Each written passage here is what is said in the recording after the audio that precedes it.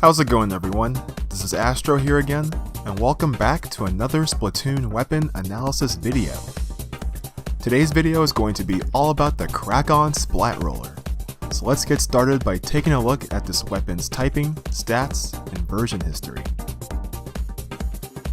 So to start things off, the Krak-On Splat Roller is a main roller type weapon in Splatoon that can be purchased from the Ammo Night store for a value of 3,000 coins once you have reached level 7. As for its stats, the Krak-On Splat Roller shares the same stats as the vanilla Splat Roller, having a range of 55, ink speed of 50, weight of 40, splash damage from 25 to 125, and a roll damage of 140. Its main difference now lies within its weapon kit. So for its sub-weapon, the Krak-On Splat Roller receives the Squid Beacon, which is a device that will allow you to choose exactly where you want to super jump to on the stage, and you can place up to 3 beacons at any position. So if you played a Call of Duty game like Black Ops 2 for example, the Squid Beacon works just like tactical insertion. Its weakness is that your beacons can also be seen by your enemies on their gamepads as well, and they will know where you'll be launching your next attack. So try your best to place them in strategic areas that are hard for them to reach. As for its special weapon, the Krak-On Splat Roller receives the Kraken, which is a special that transforms you into a giant invincible squid for a specific amount of time, and you can take down unaware enemies with a vicious melee attack. So overall, just like the vanilla Splat Roller, the Krak-On Splat Roller is a weapon that can be used in close combat situations, as well as paint the ground as quickly as possible to support your teammates with stage control. And coupling it together with its weapon kit, you'll be able to give your teammates strategic areas to jump to with the Squid Beacon, as well as hold the front lines with the Kraken. As for its version history, the Krak-On Splat Roller once again shares the same changes as the vanilla Splat Roller. So you'll be receiving the universal downgrades that were applied to all rollers, in where you can only splat your enemies in one hit with the center of the roller, and your enemies can no longer be splatted in one hit if you are out of ink.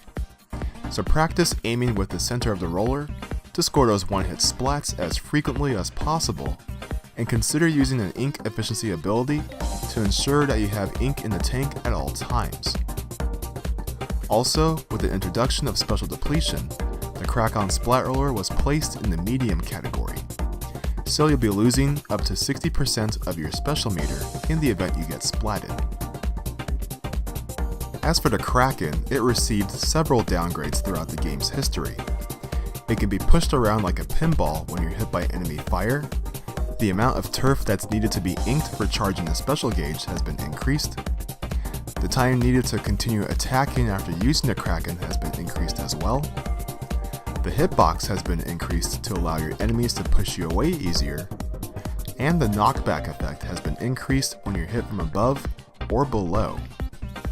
So I would recommend using the Kraken more cautiously by analyzing the situation first before activating the special. And if you find yourself in a bad situation, you can use the Kraken as an escape tool instead of recklessly charging into enemy territory. Also, the Kraken's duration has been decreased, but this can be made up for if you have special duration up equipped on your gear. As for recommended abilities to use on your gear, any of the ink efficiency abilities, such as Ink Saver Main, Ink Saver Sub, or Ink Recovery Up, is recommended to retain as much ink as possible, since rollers in general and the Squid Beacons consume a lot of ink. And Swim Speed Up supports the Kraken as well. So with that, let's take a look at a gear build that you can use with the Krak-On Splat Roller. So this build is a general purpose quick respawn build that the Krak-On Splat Roller can use. So we're going to begin by selecting our headgear, which will be in the form of the backwards cap. The backwards cap uses quick respawn for its main ability, and it features the Zeko brand, which highly favors Special Saver. As for our clothes, we can use either the Tricolor Rugby, the Squid Stitch Tee, or the Rainy Day Tee. The Tricolor Rugby uses quick respawn for its main ability, and it features the Takaroka brand, which highly favors special charge up.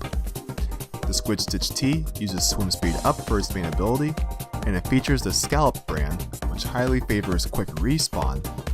And the Rainy Day T uses Ink Saver main for its main ability, and it features the Krak-On brand, which highly favors swim speed up. And finally, for our shoes, we're going to be using the Choco Clogs, which uses quick respawn for its main ability, and it features the Krak-On brand, which highly favors swim speed up. So overall, this build tries to cover all the bases of the Krak-On Splat Roller. As in the event you get splatted, the stacks of quick respawn on your headgear and shoes will allow you to get back into the fray as quickly as possible, and the special saver on your headgear will help you retain as much special meter as possible. Your selection of clothes gives you several options on how you can support your weapon kit. If you decide to use the Tricolor Rugby, you can run a full set of quick respawn, as well as combine special charge up with special saver, so you can retain as much special meter as possible and rebuild your special meter quickly after you get splatted to preserve your Kraken.